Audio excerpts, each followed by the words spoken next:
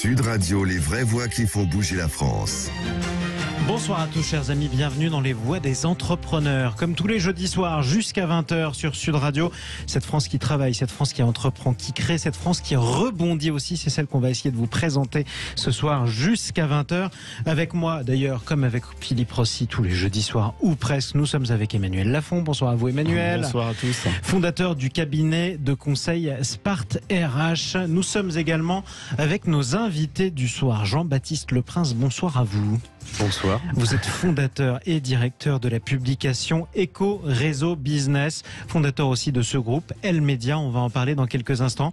Avec ce groupe notamment, vous lancez les trophées optimistes 2021. Que sont les trophées optimistes? On va vous les présenter aussi. On va vous les présenter notamment avec un de ses membres du jury qui nous accompagne ce soir dans l'émission, Didier Roche. Bonsoir à vous. Bonsoir. Et bienvenue à vous sur Sud Radio. Vous êtes le cofondateur, entre autres, c'est important, des restaurants dans le noir, membre du jury des trophées optimistes 2021. Les restaurants dans le noir, ça parle peut-être à certains d'entre ceux qui écoutent Sud Radio en ce moment. C'est quoi les restaurants dans le noir? Alors c'est un groupe dans lequel vous avez les restaurants et les spas dans le noir. Moi je m'occupe plus particulièrement de la branche spa. C'est le fait de dîner dans le noir. Vous êtes accueilli par des personnes non-voyantes qui vont vous emmener à table et vous allez absolument rien voir, même pas le bout de votre nez. Et vous allez comme ça découvrir les aliments, découvrir ce que vous mangez, découvrir aussi l'environnement qu'il y a autour de vous, parce qu'on fait des tables d'hôtes, donc vous êtes forcément à côté de quelqu'un, et comme l'humain a un peu l'instinct grégaire, eh bien on a besoin de parler aux voisins et on fait des découvertes formidables parfois. C'est des rencontres, et puis en plus c'est une manière complètement différente d'appréhender la nourriture, d'appréhender le goût des aliments qu'on touche, et le spa aussi, d'appréhender ses sensations, les odeurs par exemple, l'ambiance. Donc c'est effectivement un concept qui est tout à fait surprenant. Nous sommes avec vous aussi, Jean-Baptiste Leprince. Alors, c'est difficile de résumer les trophées optimistes. Trophées optimistes, bon, ça semble à brûle pour point comme ça. Être volontairement optimiste, quoi qu'il arrive, on n'est pas à la période la plus facile. Pourtant. Tout à fait, mais justement... Vous vous raccrochez à ce qui marche. Évidemment, et heureusement, c'est vrai que ça fait du bien de penser à des choses qu'on a tous les jours autour de nous et qui vont bien. Un lever de soleil, un coucher de soleil, quelqu'un qui nous aide à traverser la rue, quelqu'un qui nous sourit, quelqu'un qui nous dit bonjour, et on se pose jamais la question. Et pourtant, moi je trouve que moralement c'est intéressant et ça peut nous emmener beaucoup plus loin, beaucoup plus haut. Comme tous ces entrepreneurs, justement, peu importe les vents contraires qu'ils peuvent rencontrer, que l'on peut rencontrer, il y a des choses à faire. Et Dieu sait si on peut en rencontrer, parce que le principe de la création d'entreprise ou du lancement d'une entreprise, c'est aussi de prendre des risques par nature. Quand on prend des risques, parfois, on peut aussi avoir des difficultés. Ça fait écho d'ailleurs à l'une des deux catégories des trophées optimistes. Vous avez deux catégories de ces trophées optimistes. Vous avez d'abord la catégorie électron libre. Vous allez nous la présenter dans quelques instants, mais vous avez aussi celle de la culture du rebond. Vous vous plantez, ça peut arriver, vous rebondissez. Il y a un certain nombre d'entrepreneurs qui y arrivent. C'est pas français la culture du rebond pourtant. Et oui, et justement, depuis quand j'ai lancé le mensuel économique Eco Réseau Business, donc en janvier 2013, on s'est dit que deux rubriques nous paraissaient essentielles, l'électron libre, dont on présenterait les contours tout à l'heure, et culture du rebond, parce qu'en France, on n'a pas le droit à l'échec. Voilà, on vous fait licencier, vous êtes bon à jeter aux orties, vous plantez une boîte, c'est la même chose, et bonjour, l'accueil que votre banquier vous réserve le lendemain, votre entourage, parfois même jusqu'à celui qui est très très proche. Donc on se dit qu'on allait le mettre en lumière, et notamment en France, pour évangéliser toutes ces petites choses-là, parce qu'on a beaucoup d'exemples autour de nous, d'entreprises, d'hommes et de femmes qui se sont justement plantés et qui arrivent justement à des choses et à rebondir le lendemain. On n'en parlait pas ou peu. Depuis d'ailleurs, il y a beaucoup de choses qui ont fleuri, tant mieux. Je pense qu'on était les précurseurs d'ailleurs, et on s'est dit en 2016 qu'on allait pouvoir remettre un prix dans le cadre du Printemps de l'Optimisme qui a été fondé par Thierry Saucé, conseiller en communication à l'époque. Et en discutant un jour, on s'est dit pourquoi on ne les mettrait pas en valeur, ces tempéraments que l'on découvre au fur et à mesure du journal. Ceux qui se sont relevés, en tout cas. Emmanuel Lafont, pourquoi c'est pas si français que ça? L'optimisme ou non, la culture de l'échec. Le problème, c'est que un banquier, par définition, c'est un salarié, c'est pas un entrepreneur. Il y a un truc qu'il n'a pas compris, c'est que pour bien pousser, parfois, il faut bien se planter. Et pourtant, des banquiers, il y en a à peu près dans tous les pays du monde, et aux États-Unis, c'est moins mal vu de s'être planté. Ouais, mais aux États-Unis, on a une culture de l'échec. On se dit que quelqu'un qui s'est planté 10, 11 fois, et la 12e, il a une chance de réussir. Voilà, et donc, du coup, on a tendance à plutôt parier sur celui qui s'est déjà planté que sur celui qui n'a jamais essayé. D'où ma surprise quand je vous ai entendu, Emmanuel, dire culture de l'échec. C'est péjoratif en France, la culture de l'échec, alors qu'aux États-Unis, États-Unis, ça ne l'est pas. Bah ouais, et puis je suis désolé, le principe même quand on entreprend, c'est aussi d'apprendre par ses erreurs. Le go-to-market, par définition, on n'est jamais sûr que ça marche du premier coup. Ouais. Et on apprend même à faire le pivot. Alors je connais des startups qui font tellement le pivot qu'à la fin ça devient carrément des hélicoptères. Mais c'est pas grave, c'est comme ça qu'on trouve une solution, c'est en la cherchant. Didier Roche, est-ce que vous, par exemple, vous avez entrepris de nombreuses fois? Est-ce que vous avez aussi connu des échecs qui vous ont aidé à rebondir? Oui, inévitablement, j'ai planté quelques projets. Et alors, ce que j'ai compris, c'est que en se plantant, on apprend la chose suivante, c'est qu'à faire un peu plus de la même chose, on obtient un peu plus du même résultat. Donc évidemment, si on veut pas avoir le même résultat, on va faire autre chose. Et ça, c'est important dans la vie d'un entrepreneur, c'est de se dire que finalement, l'échec comme la réussite, ce ne sont que des expériences de vie qui sont là pour vous faire grandir et avancer. Oui.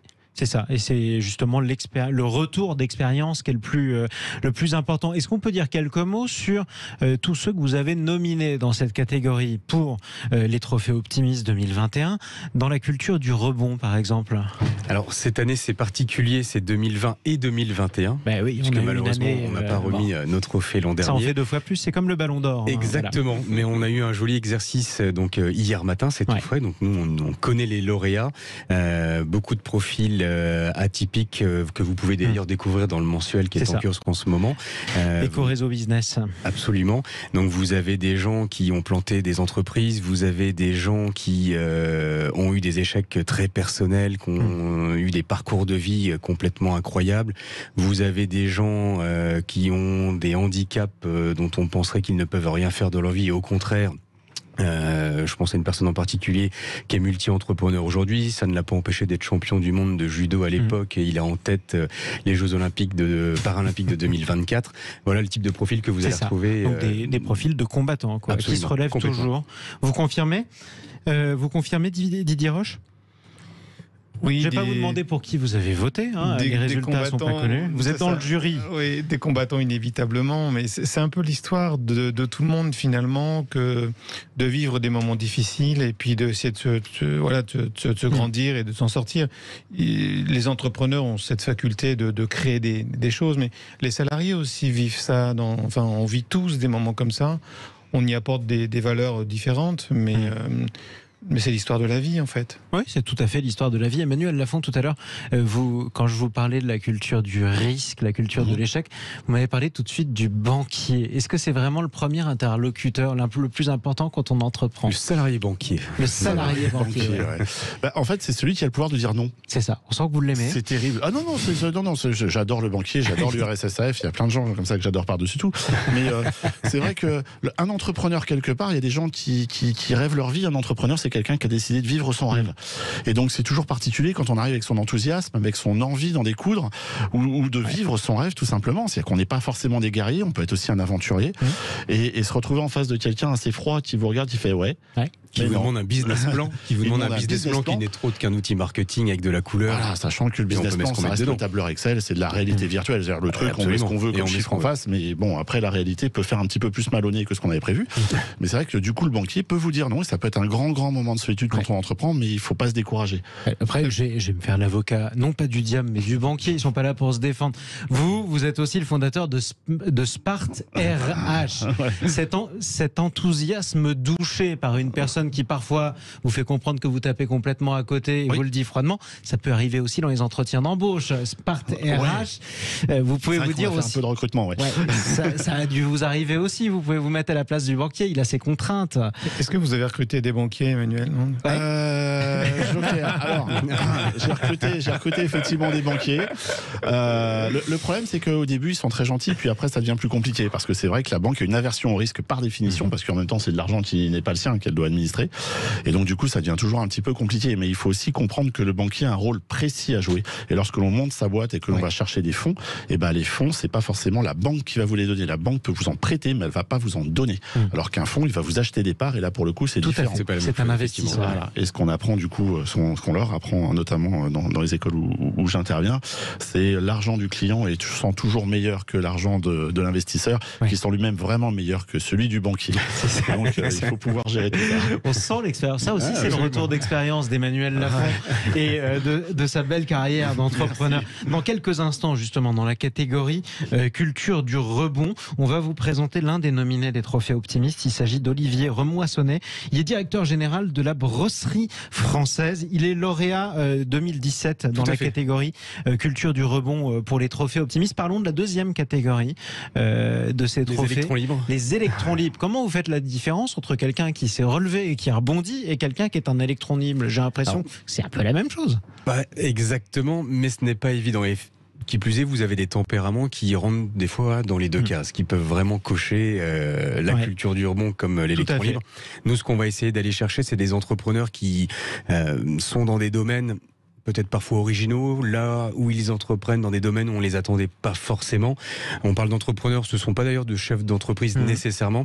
Je pense à un autre lauréat 2017 également, comme Olivier Remoissonnet, Philippe Croison. Ouais. Là, typiquement, vous avez un exemple qui pouvait faire les deux catégories. Il est dans l'avion, là, au moment où on se parle. En train de faire quelques tours du monde ou le tour d'une autre planète. Du côté de Tahiti, on lui fait confiance. Pour le voyer un petit peu. Pourquoi ? Parce qu'il va avec ses jeunes en formation. Donc, il y a une vraie histoire derrière. Les jeunes nageurs qui sont amputés comme lui. Malheureusement, et Philippe ou heureusement, finalement. Et par nature, un électron libre. Voilà, électron libre qui a entrepris sans être chef d'entreprise. Alors, il l'est devenu depuis. Il a un parcours de vie complètement atypique. Et il est devenu conférencier, c'est quelque chose... c'est là justement, il intervient dans un domaine où on ne l'aurait jamais attendu. La conférence, il en devient aussi humoriste. Il est en train de préparer un spectacle. Il fait tout un tas de choses alors qu'il était absolument pas prédestiné à cela. Touche à tout génie, quoi. Exactement. En quelque sorte. Tout cela. C'est ça pour je vais dire le mot justement. C'est le côté optimiste des choses. Grâce à une antenne qu'il est allé réparer un jour sur son toit, et d'où son accident et d'où ses rebonds. C'est ça. Voilà, comment faire multirécidiviste dans le bon sens du terme. Comment faire du mauvais hasard ou du manque de chance justement une capacité, une opportunité pour rebondir. Vous préférez quelle catégorie, Emmanuel Lafont? Moi j'aime bien. Vous êtes Smart RH. Qu'est-ce que vous préférez? Vous préféreriez recruter qui? Moi, j'aime bien ceux qui se sont déjà plantés. Moi, j'accompagne des start-upers qui ne sont jamais plantés, donc c'est rigolo. Nous, notre métier, c'est de leur dire non, fais pas ça, tu vas te brûler. Mais j'aime bien ceux qui sont déjà plantés et qui repartent à l'aventure.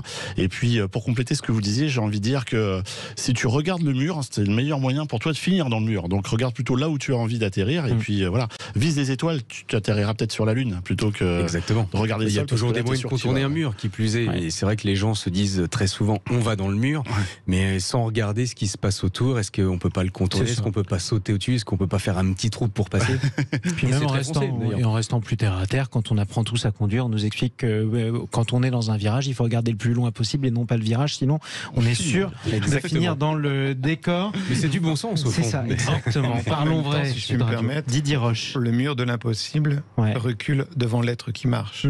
Oui, c'est vrai.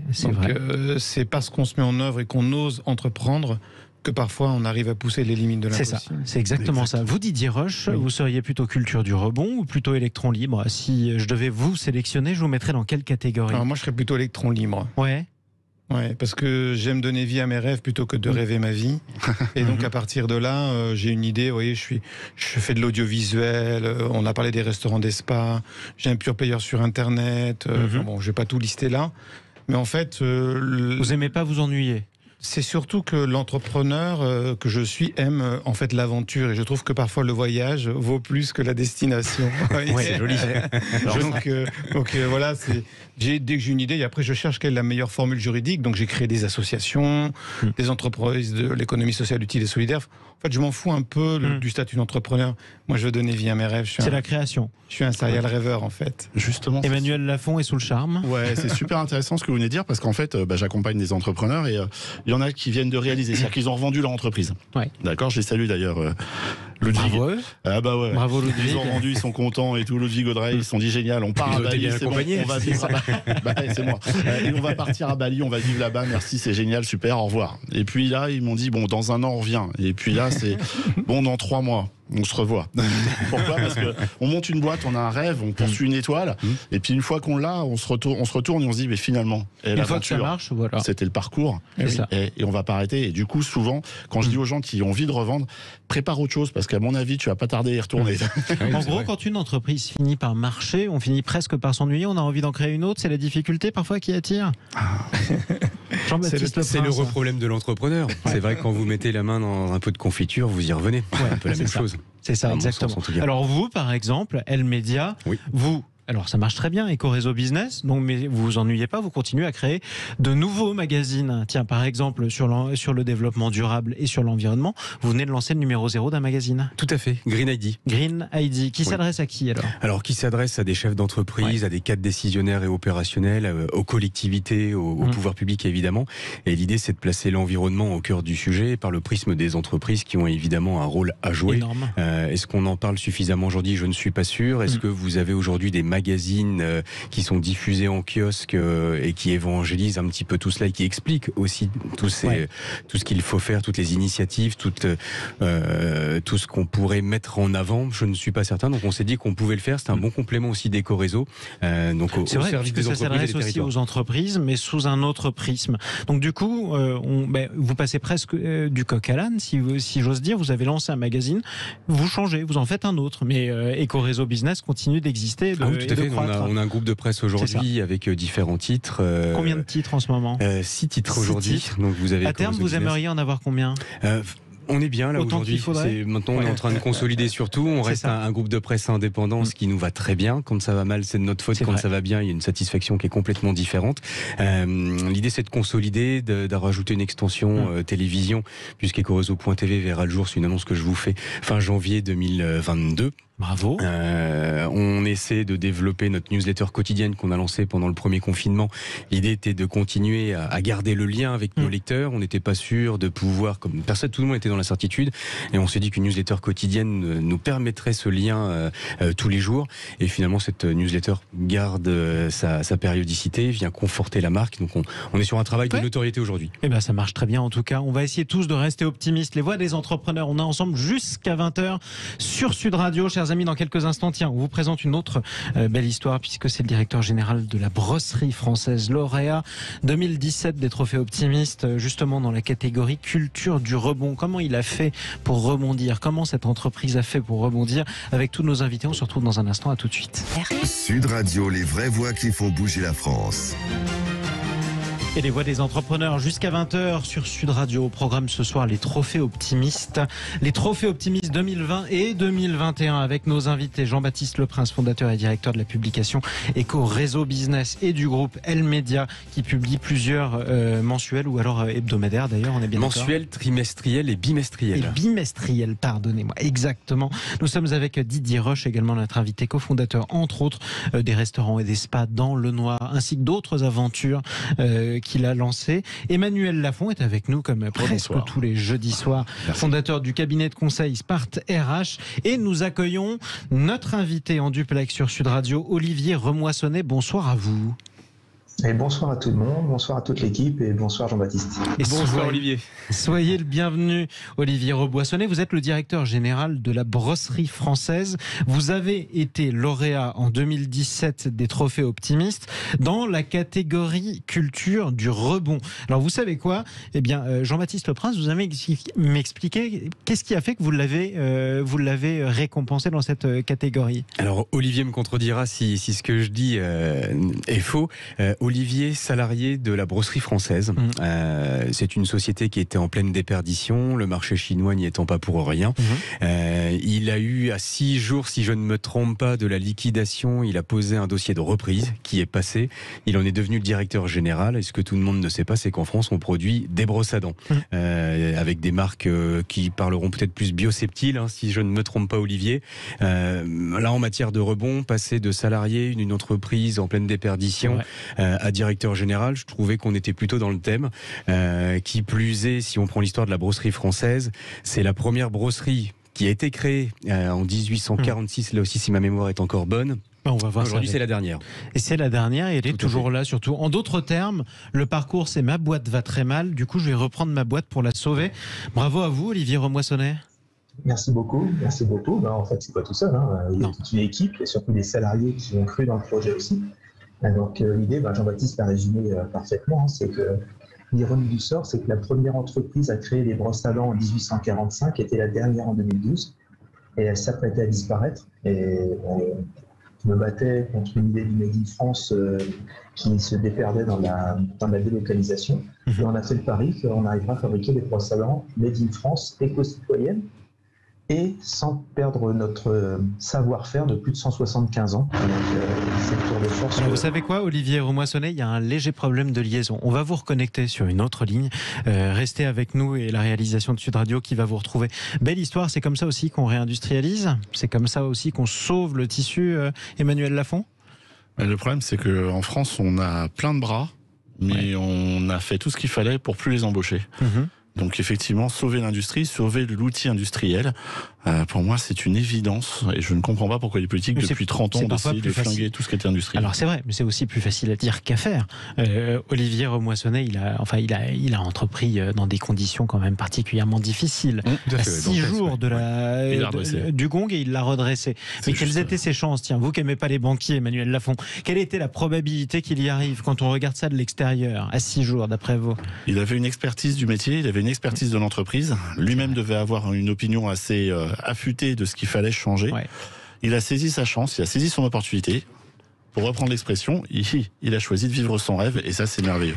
Et on a parlé d'entrepreneuriat, d'optimisme, et il faut parler aussi de passion. Et d'ailleurs, Olivier en est un illustre exemple. Il est passionné d'industrie. Donc, je pense qu'il y avait cela aussi. Il est tombé tout petit dedans, puisqu'à 18 ans, sur un job étudiant, si je ne me trompe pas, il est arrivé sur une chaîne pour monter des automobiles. Je crois que c'était chez Peugeot. Il y a eu une histoire qui a commencé à se créer, et de là, il est allé dans l'industrie, ses études s'en sont suivies et il est arrivé jusqu'à la Brosserie Française. Et ça fait un sacré parcours. Et ça fait une très belle histoire. Et ce qui est encore plus beau, c'est que c'est l'une des plus vieilles histoires industrielles françaises et elle s'écrit toujours et elle continue de s'écrire. On vous a retrouvé, Olivier Remoissonnet. Désolé pour cette connexion un peu périlleuse. Écoutez, vous avez conçu peut-être les brosses à dents, mais pas la ligne téléphonique. Vous n'allez pas vous excuser pour les autres. Non plus, on était en train de... Quelles étaient vos chances à 6 jours du gong? Quelles étaient vos chances d'y arriver, d'après vous, vu de l'extérieur? Quasiment aucune, c'est simplement un alignement de planètes. Moi, j'avais une idée assez préconçue de ce que je voulais faire en termes de reprise de l'entreprise, et je voulais pas m'adosser à des fonds d'investissement qui me mettraient une pression incroyable sur la restructuration d'une entreprise en 2 coups des gros. Et donc, j'ai eu l'occasion de rencontrer la personne qui deviendra mon partenaire dans l'aventure, c'est Olivier Voisin. On se connaissait pas au mois d'août, on a eu l'occasion de se rencontrer en quelques semaines et de déposer un projet commun. Et il a apporté la confiance bancaire pour que lui, ça lui apporte de la diversification dans son activité, mais surtout que nous, ça nous permette de lancer en toute autonomie ce projet de reprise de l'entreprise. Donc vous avez eu de la chance, mais vous avez été la chercher, vous l'avez provoqué, quoi. Ouais, c'est de la chance parce que c'est un alignement de planète, et puis il faut reconnaître qu'on essaye de le provoquer pour pousser un peu que ça puisse s'aligner correctement, effectivement. Vous avez combien de salariés aujourd'hui, la Brosserie Française? Alors on a démarré en 2012 avec 24 collaborateurs et on est aujourd'hui 32. Oui, c'est ça. C'est presque la tirade du CID. Nous partîmes 500 et par un prompt on renforce nos villes. Progressivement. Exactement. En arrivant au port. Est-ce que ça vous donne envie de vous lancer, Didier Roche, dans l'industrie vous-même? Vous disiez que vous aviez plein d'aventures différentes. L'industrie, vous n'avez pas encore essayé? C'est peut-être la seule? Alors, je suis actionnaire assez important d'une petite société qui se lance dans la production de produits cosmétiques, du gel hydroalcoolique et pas que. Ouais, c'est de l'industrie. C'est de l'industrie. Voilà. Donc voilà. On a pris une petite usine près du Mans que... Voilà, on a eu une connaissance qui avait une usine de peinture et il avait un local dont il ne savait plus que faire. On s'est dit que c'est quand même pas mal de s'associer avec un type qui fabrique des trucs que je verrai jamais. Et c'est un petit clin d'œil aussi à la vie. Et puis voilà, on a transformé son labo et puis voilà, maintenant on produit. Bon. Et au confinement finalement. Parce exactement. C'était pendant le confinement. Ouais, on s'adapte. Enfin, de toute façon, on a tous redécouvert avec Prino sur Sud Radio. On a fait de la radio différemment. Ça, c'est très important. On s'est beaucoup appuyé aussi sur les réseaux sociaux. On a transformé des contraintes en opportunités. Et c'est vrai que c'était. Quel conseil en une phrase vous donneriez, Emmanuel Lafont, à ces entrepreneurs qui ont besoin de rebondir, ou alors qui sont dans une boîte qui, elle, a besoin de rebondir? Sans dire quelque chose de banal. Allez, silence. Sans dire quelque chose de banal. Surprenez-moi. Surprenez-moi. C'est simple. La réalité est une chose. Maintenant, ça tient qu'à toi de la changer. Exactement. Allez chercher votre chance. On pourrait dire ça comme ça. En un mot, d'ailleurs, Jean-Baptiste Leprince, quand est-ce qu'on connaîtra les lauréats, vous les avez désignés, des trophées optimistes 2020-2021? Mardi prochain à la CCI Paris en fin d'après-midi. À la Chambre de commerce et d'industrie de Paris. Et puis on vous retrouvera aussi dans le Grand Matin Sud Radio en compagnie de Patrick Roger et Cécile de Ménibus, entrepreneurs de tout pays. Unissez-vous et surtout croyez en votre chance, ça c'est le plus important, histoire de faire la jonction entre différents mondes avec cette phrase.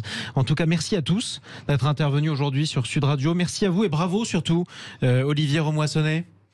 Directeur général. Merci pour votre émission, bravo à tous aussi. Avec plaisir, directeur général de la Brosserie Française, lauréat 2017 dans la catégorie culture du rebond. Et ça, en termes de rebond, c'en était un vrai. Merci à vous, Emmanuel Lafont. On vous retrouve jeudi prochain, probablement, en compagnie de Philippe Rossi, qu'on embrasse dans les voies des entrepreneurs. Oui. Merci à vous, Didier Roche, cofondateur, entre autres, des spas, des restaurants dans le noir, et puis investisseur, actionnaire de nombreuses entreprises, dans les services, parfois dans l'industrie.